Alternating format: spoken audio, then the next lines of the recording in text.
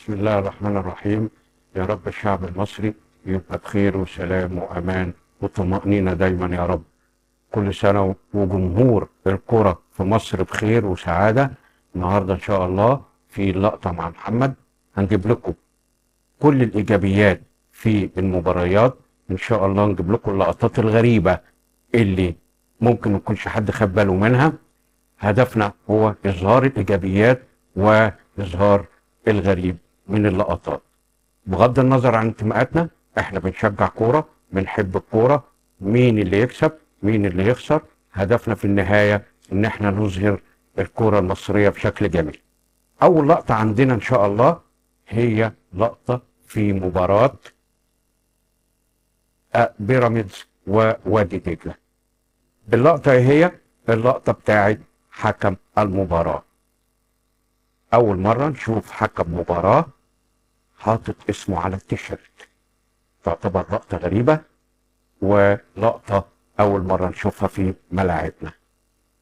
اللقطة الثانية هي لقطة هدف محمد شحاتة في مباراة الزمالك وسيراميكا كليوباترا. هدف جميل رائع.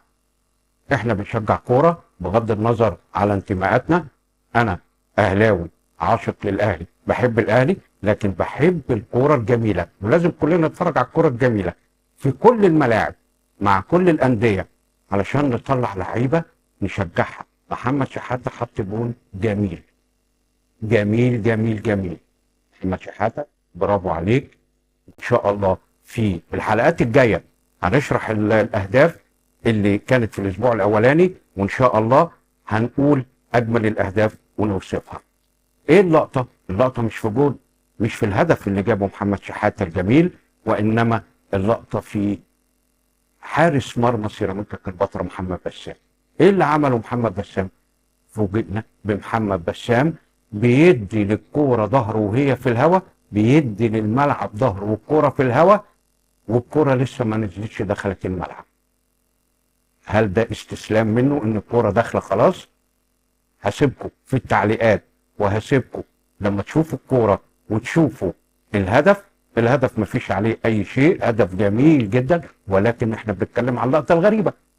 محمد بسام ليه ادى الملعب والكوره وهي في الهواء قبل ما تنزل تخش الجون اداها ظهره.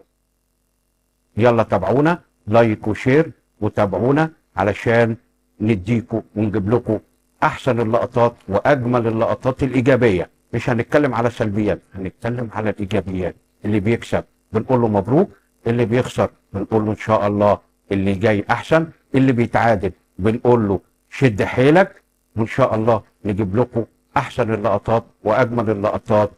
تابعونا في اللقطه مع محمد. شكرا. السلام عليكم ورحمه الله وبركاته.